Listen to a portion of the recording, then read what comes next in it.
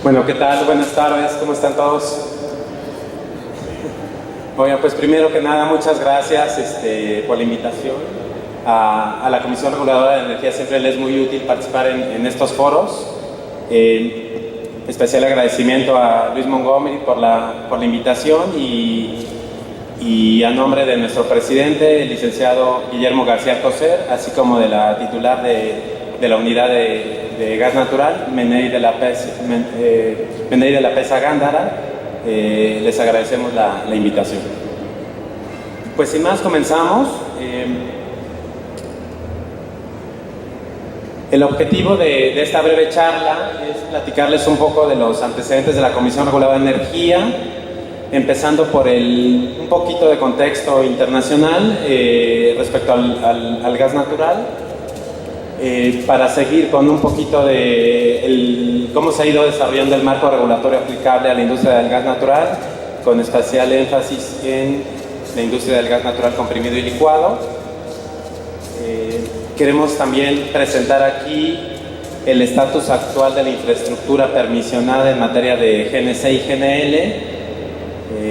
GNL, como una señal de las posibilidades que hay para el desarrollo de la misma industria y del potencial que todavía existe para el desarrollo de nuevos modelos de negocio.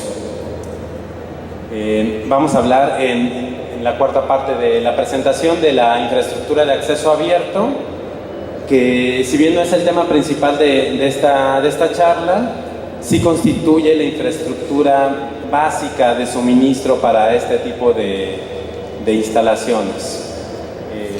Está sometida a reglas distintas de regulación, como ya les platicaré, y es muy importante que se tengan en mente para poder operar sistemas de GNC, GNL. Finalmente hablaremos de la regulación de estos permisos de acceso abierto, para concluir con la parte tarifaria, que es muy importante, y el procedimiento de otorgamiento de permisos. ¿Sale? Entonces, pues sin más, les voy a hablar de los antecedentes de la industria del gas natural a nivel mundial y después en México, y la parte de regulatoria que ha ido evolucionando en últimas fechas. El gas natural, como saben, es uno de los combustibles con precios relativos más favorables. Como se muestra en estas gráficas, su relación precio por millón de BTU es bastante atractiva respecto de otros combustibles, lo cual puede generar muchos incentivos para consumidores finales de la industria para switchear hacia el uso de este combustible, o bien para detonar nuevos proyectos vinculados con gas natural, en especial gas natural comprimido y gas natural licuado. Son precios bastante actualizados y se pueden ver ahí claras tendencias que ha habido en la industria respecto al comportamiento de precios que han hecho favorable el desarrollo de todos estos proyectos que al día de hoy vemos materializados. Especial relevancia en el valor actual del precio por millón de BTU del gas natural. Son precios de referencia en mercados internacionales. Evidentemente a todo eso hay que sumarle costos de transporte, distribución, si es que hay almacenamiento, y en el caso pues de lo que toca este foro, pues costos de compresión, licuefacción, etcétera, ¿no? Aún así, con esos márgenes, aquí no hay un análisis comparativo de costos, pero aún así, agregando esos márgenes de costos de todos esos servicios, siguen quedando umbrales todavía de margen de ganancia respecto a otros combustibles como los que aquí se enlistan, ¿no? Por lo cual creo que resulta muy relevante tener en mente este escenario de precios para analizar los proyectos. A nivel mundial, el consumo de gas natural ha venido mostrando una tendencia alcista, y se espera que para 2040, de acuerdo con datos de la Agencia de Estados Unidos, supere consumos, como se observa aquí en la gráfica, de otros combustibles fósiles, ¿no? Es muy importante también, por ejemplo, el desarrollo de otras fuentes como las renovables, pero sin duda el gas natural tiene una posición muy importante en la demanda energética a nivel mundial. En México, el consumo de gas natural por regiones está caracterizado de la forma que se representa aquí en el mapa. El Bajío, que forma parte del cual Guanajuato forma parte, está en la tercera zona o en la tercera región con mayor consumo a nivel nacional. Y evidentemente una de las zonas con más necesidades, demandas de infraestructura y de energía, como vamos a ver en futuras diapositivas, está en esta parte del país, ¿no? La demanda energética de gas natural ha aumentado un 25% desde el año 2000, y el consumo de este combustible para la generación de energía eléctrica ha incrementado en 50%. Sin embargo, cuando se comparan estos valores con datos de la OCDE, esto representa solo un tercio de la demanda promedio, ¿no? de los países que integran la OCDE, lo cual pues normalmente es utilizado como un indicador de desarrollo económico, de desarrollo industrial, ¿no? O sea, eso es un claro ejemplo de que todavía hay muchas cosas por hacer en la industria y de que hay todavía muchos proyectos que se pueden implementar. También la demanda de gas natural en conjunto se espera que aumente en un 28% para el 2031. Y bueno, para todo eso se requieren una serie de acciones, entre ellas desarrollo de infraestructura, desarrollo de las fuentes de producción, tanto nacionales como de las fuentes de importación, ya sea vía ducto o vía GNL a través de nuestras terminales. Pero grosso modo este es el contexto nacional de la demanda de gas natural.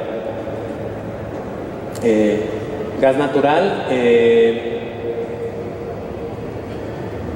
como todos sabemos o presumimos, uno de los principales sectores que lo demanda es el sector eléctrico, seguido por el petrolero. Aquí se utiliza para actividades básicamente de bombeo, recuperación secundaria, etcétera. Y a partir de ahí pues el sector industrial es uno de los principales usuarios de este combustible. Cuando vemos cómo se compone la demanda del sector eléctrico por combustibles, vemos que evidentemente el combustible más demandado es el gas natural. Esto se va a ver reflejado en una lámina posterior, lo vamos a explicar, como uno de los objetivos que trató de detonar la reforma energética. De manera genérica, ¿qué es lo que ha generado la reforma energética? Es el detonar una serie de inversiones en el sector. Lo que se muestra aquí son inversiones y proyectos para los cuales se ha otorgado permiso en la Comisión Reguladora de Energía a partir de la reforma energética.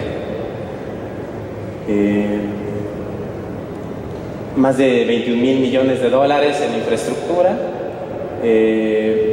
Voy a poner aquí especial énfasis en la infraestructura, por ejemplo, de nuevas actividades que regula la Comisión, como más adelante le voy a mencionar, de 51 estaciones de servicio.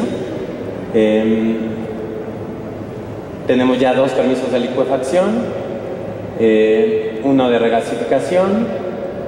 Tenemos ya 21 plantas de compresión. De estas 21, solo 18 están operando. De las 51 estaciones de servicio que mencioné acá, 35 están en operación. Y también tenemos una serie de permisos de distribución y transporte de gas natural por otros medios que en conjunto permiten la interconexión de estos nuevos puntos de suministro en el país en los cuales todavía no hay infraestructura de ductos. Voy a poner también especial énfasis aquí, por ejemplo, en permisos de almacenamiento. Ahorita no se ha otorgado ninguno nuevo. Sin embargo, aquí está el asterisco porque, como se indica aquí en la nota, se está esperando que con la implementación de la política de almacenamiento estratégico de gas natural que publicó la Secretaría de Energía, esa situación cambie y se desarrollen condiciones de seguridad en el suministro nacional de gas natural.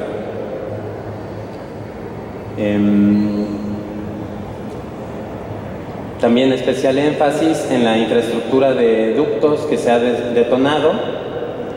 50 de estos 54 permisos corresponden a gas natural procesado y solo estos en conjunto comprenden casi la mitad de las inversiones que se refieren en la parte de arriba, ¿no? Evidentemente es bien importante esta infraestructura porque constituye, digamos, el entramado de gasoductos que a final de cuentas va a propiciar que todas las demás actividades de la cadena de valor de la industria se puedan desarrollar.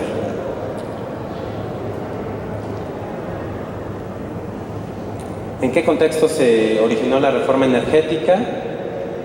Recordemos el escenario de precios favorables que existía en el mercado de Estados Unidos por la producción de shale gas.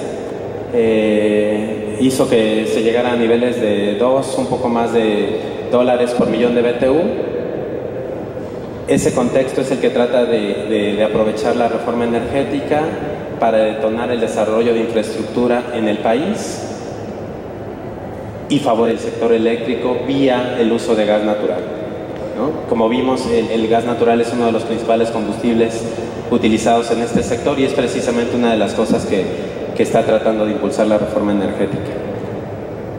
Otra de las cosas que se pretenden desarrollar es un mercado nacional competitivo en donde ya haya múltiples jugadores en las distintas etapas de la cadena de valor y no solo presencia de algunos monopolios o algunas empresas en las actividades que ahora permisionamos.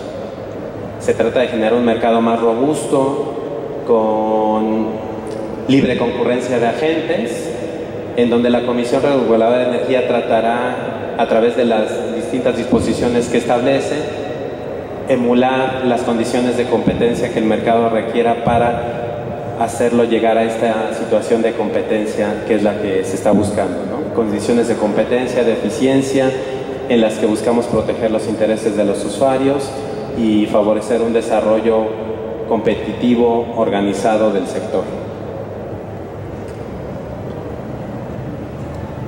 ¿Cómo podemos lograr todo esto que se ha mencionado?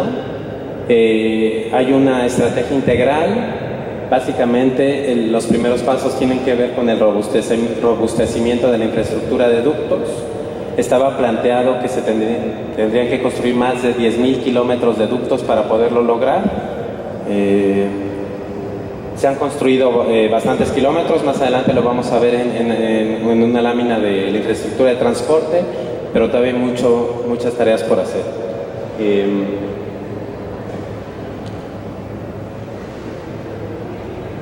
Básicamente eso aquí. Hitos de la reforma energética. El principal, aquí repetido, disculpa, es generar un mercado del gas natural dinámico y competitivo, donde con la participación de inversión de particulares se puedan generar las condiciones de competencia adecuadas para que los usuarios tengan acceso a los combustibles de forma eficiente, con un suministro homogéneo, confiable, condiciones competitivas, inclusive de precios. Todo esto es lo que buscamos generar y con ello promover la disponibilidad de gas natural en el país. Evidentemente hay retos, además de los de infraestructura que he comentado, también están los retos de suministro. La oferta nacional de gas natural está constituida evidentemente por la producción nacional, así como por las importaciones que se realicen de este combustible.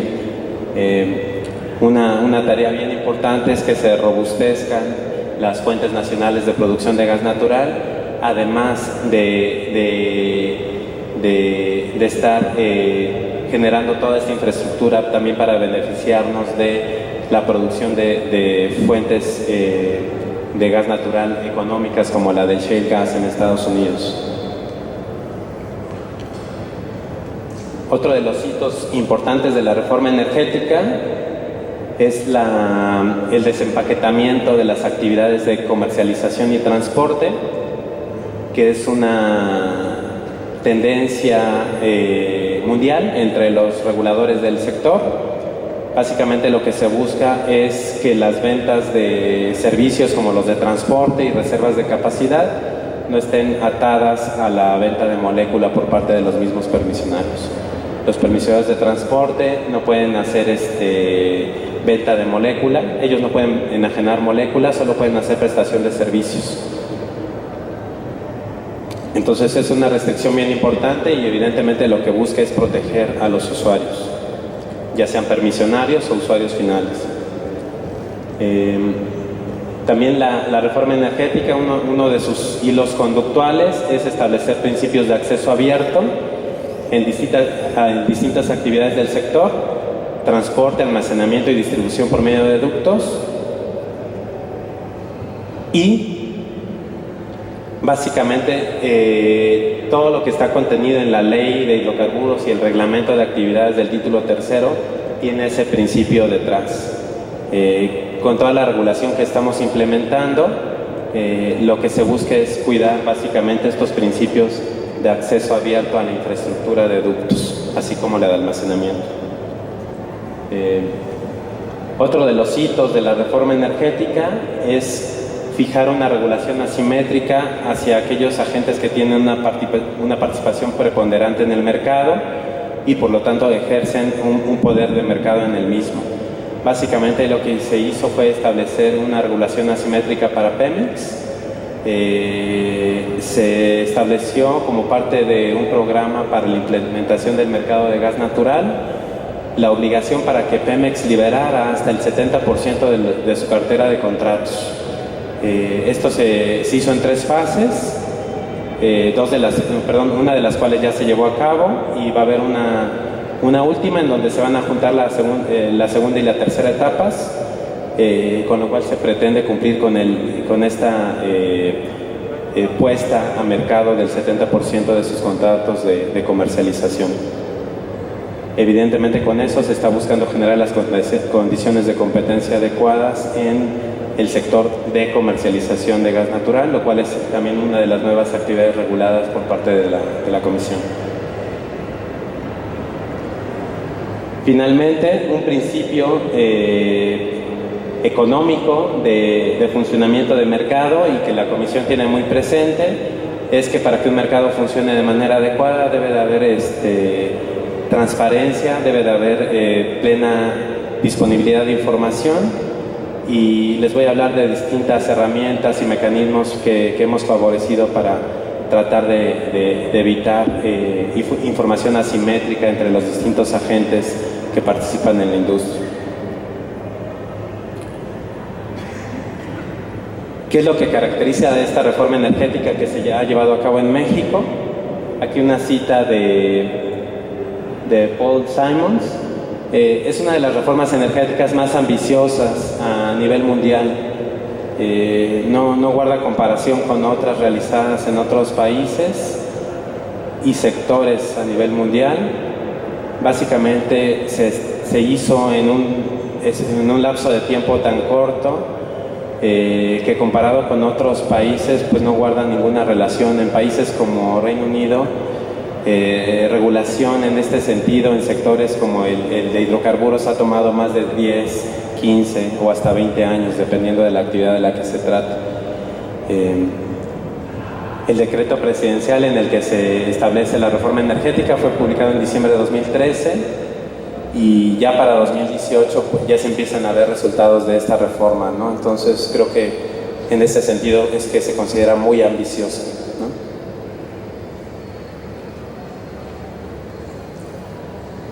Los antecedentes de la Comisión. La verdad es que la Comisión, si bien ha empezado a estar más presente en medios y en foros como en el que hoy estamos participando,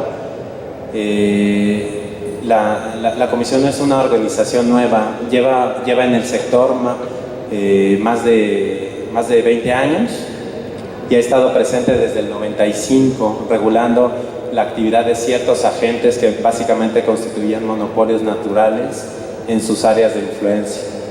Desde el 95 ya regulamos la actividad de transporte, almacenamiento y distribución por medio de ductos, y es un organismo con bastante experiencia. ahora de regular esta estructura monopólica de mercado. Ahora, con la nueva configuración que ha puesto la reforma energética, se está regulando un modelo de industria abierta, un modelo de industria más competitivo en el que se busca la libre concurrencia de los agentes.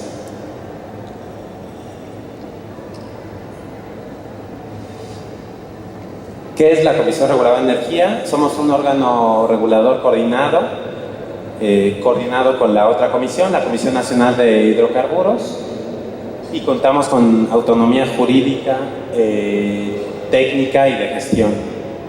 Y una de las cosas que es más importante para que un regulador en cualquier sector funcione, y esto es algo a nivel internacional, tenemos también autonomía presupuestal, ¿no? Lo cual nos permite realizar ciertas acciones para ir imponiendo ciertas medidas y propiciando el desarrollo competitivo de la industria.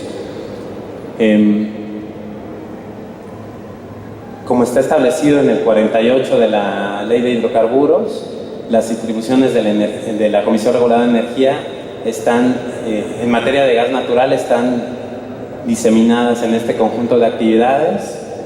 3 de ellas, como les comentaba, reguladas desde el 95 y las demás de nueva regulación. Cada una con reglas muy particulares, pero en todas prevalecen los mismos principios de libre concurrencia y participación que les he venido comentando. De manera esquemática, las actividades que regulamos en la parte del midstream, en la parte del downstream. Un actor ahora neurálgico en esta nueva estructura institucional, el Senagas, como gestor independiente del sistema de transporte y almacenamiento nacional integrado.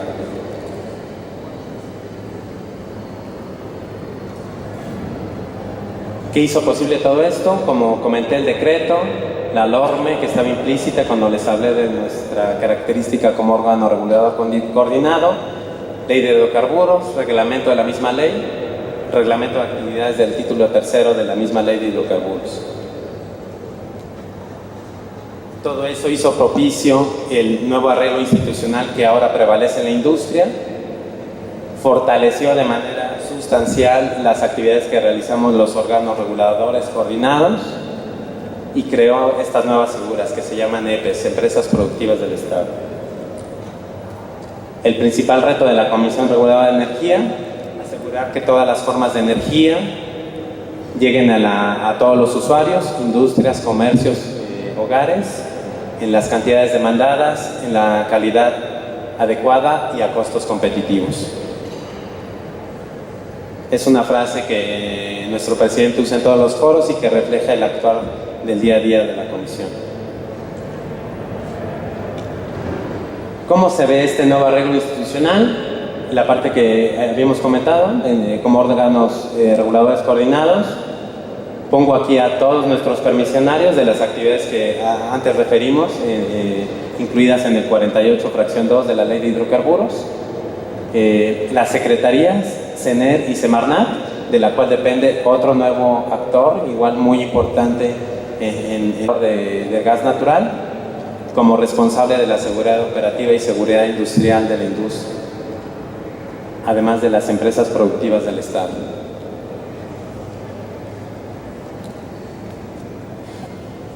Sin más, voy a pasar al marco regulatorio aplicable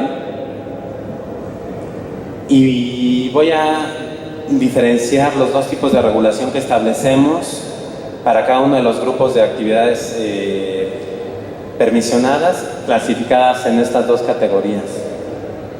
El conjunto de actividades que está del lado izquierdo, con excepción de la gestión de sistemas integrados, son las actividades que venimos regulando desde el 95 y que están sujetas a la obligación de acceso abierto, a autorización de términos y condiciones, aprobación de tarifa por la prestación de los servicios que implican, temporadas abiertas, nominaciones, etcétera. Toda una serie de reglas que lo que buscan es favorecer que todos los usuarios tengan la misma oportunidad de hacer uso de los servicios que a ellas corresponden. De este lado, actividades en las cuales no se ha impuesto una regulación económica, es una regulación administrativa, en las cuales observamos que hay condiciones potenciales de competencia. No decimos condiciones de competencia porque si las hubiesen no tendríamos que estar regulando estos sectores, y es ahí donde pues tenemos que irnos coordinando muy bien con la Comisión Federal de Competencia Económica.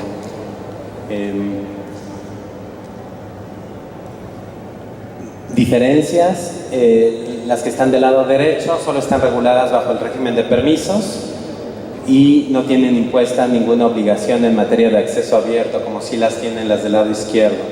En las del lado derecho no hay aprobación de tarifas por los servicios que se prestan, no hay aprobación de términos y condiciones para la prestación de los servicios, si bien sí cada una de las empresas o permisionarios deben de tenerlos visibles y hacerlos públicos para todos sus usuarios. También principios que están establecidos en la ley y de los cuales son sujetos todos los obligados, es que no pueden hacer un trato discriminatorio a sus usuarios. Si a un usuario le ofrecen ciertas condiciones en la prestación de servicio, esas mismas condiciones deben de hacerlas homogéneas a todos los usuarios, siempre y cuando los usuarios tengan las mismas características.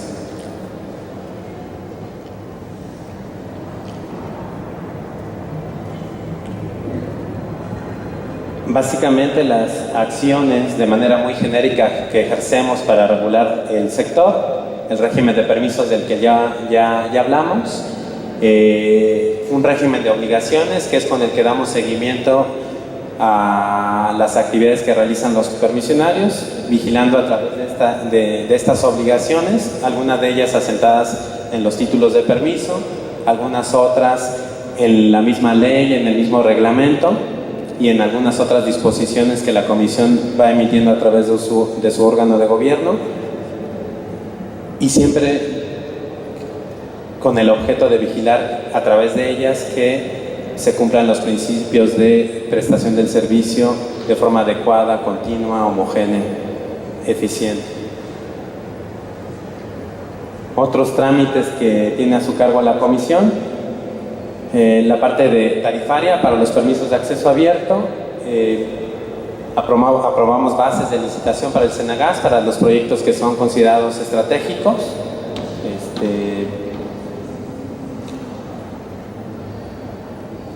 Realizamos requerimientos de información hacia los particulares para vigilar el desarrollo de las actividades permisionadas. Contestamos a todas las confirmaciones de criterios o consultas que nos hacen los particulares. Y ponemos aquí, por tener especial importancia y relevancia, las temporadas abiertas y la integración de sistemas integrados. Aprobamos los procedimientos de temporadas abiertas que llevan a cabo todos los permisionarios que tienen esta obligación.